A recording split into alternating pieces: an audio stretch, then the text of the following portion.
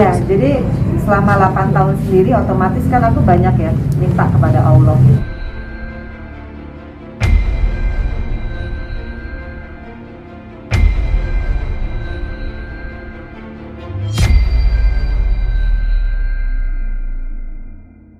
Nah, ini kan udah cukup lama nih sendiri.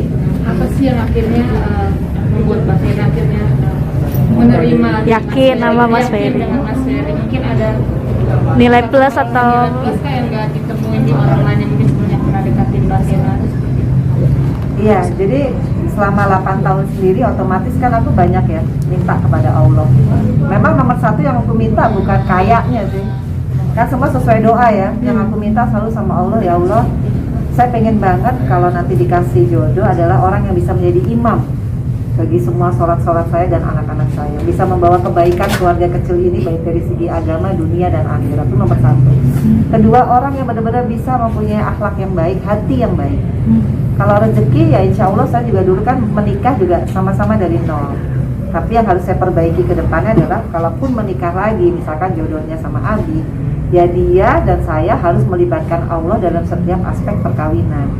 Itu sih yang membuat saya ngelihat pada saat Abi pertama kali menyatakan, saya juga tolak waktu itu. Tapi besoknya saya ngelihat kalau pada saat sholat azan, dia ngajakin saya sholat dan kita sholat berjamaah. Saya ngelihat bagaimana mungkin penampilannya, tatonya di mana-mana, pemberitaannya jelek, tapi begitu dia mimpin sholat, tajwidnya bagus, doa-doa pendeknya bagus semua, sampai saya ngantuk-ngantuk di belakang yang saking khusyuknya gitu ya. Berarti bagus lah gitu, saya nggak nyangka juga gitu. Tapi yang paling bikin saya luluh adalah bagaimana Abi bisa deket sama Fania. Karena Fania itu orang paling susah. Fania tuh orang yang benar-benar punya, mungkin dikategorikan six sense lah. Dan waktu pertama kali dia ketemu sama Ferry, saya kan nggak pernah kasih tahu, ini namanya Ferry, mukanya kayak gini. Tapi begitu dia datang ya di lobi, kan aku tinggal di apartemen, terus Ferry turun dari mobil, terus dia buka tangannya gitu, dia bisa lari, bisa langsung meluk. Padahal tahu dari mana dia yang mau ngajak pergi yang ini gitu kan. Tapi semacam emang udah di, ya itu, dan sejak itu, aduh, dekatnya ada. Kalau mau pulang nangis, kalau kita duduk begini dia langsung baunya di tengah. Terus kalau ada orang minta foto sama saya, dia juga nggak boleh langsung ngambek gitu. posesif gitu ya. Waduh, pokoknya udah serasa di bapaknya bener gitu. Jadi nggak boleh. Jadi hal-hal itu, dan memang perlakuannya juga Abi selama ini sebulan inilah ya sama saya tuh baik ya. Tapi ya sekali lagi memang keluarga saya pun, jangankan orang lain, keluarga saya pun masih mempertanyakan kesungguhannya. Makanya kan kemarin kan sampai depan papaku, dia gimana nih? Ya itulah, saya berjanji. Tapi berjanji bukan sama manusia aja, bukan sama kedua orang tuanya dan ada ibu saya juga waktu itu. Saya berjanji sama Allah.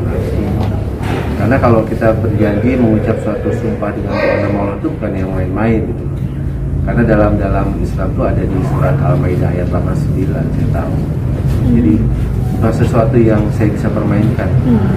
Dan saya datang dengan niat yang baik, insya Allah segala sesuatu dengan niat yang baik pasti Allah akan bukakan jalan. Dan memang berasa banget sama saya, sama kita berdua, jalan itu terbuka untuk menuju satu kebaikan.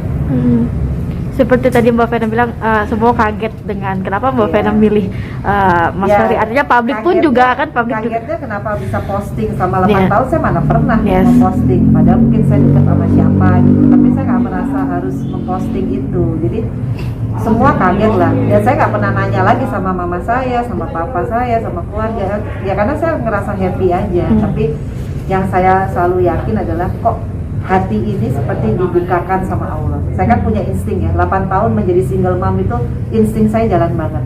Saya orang paling logis, makanya saya bilang, Di, kalau menikahi saya bukan saya materialistis ya, tapi kita harus punya tanggung jawab, khususnya Abi. Ya harus ada rumah, makanya banyak teman saya bilang, lu siap downgrade? Oh ya siap. Yang paling penting kan tidak seperti bagaimana ya standarnya lah, yang nyaman rumahnya atau apa. Artinya ya saya harus konsekuen juga dengan pilihan saya. Tapi makanya saya bilang kan, saya kasih Abi waktu 1 tahun maksimal, bisa memulai semua dari nol sih memang ya. Tapi ya kalau itu hitungan manusia pasti pusing lah. Tapi kan Abi punya keyakinan sendiri kan, gimana? Gimana Mas? Saya selalu bilang ini, kalau kita berpikir sebagai manusia nggak logik lah. Tapi saya punya keyakinan karena saya nggak punya kekuatan apa-apa selain kekuatan Allah yang saya andalkan.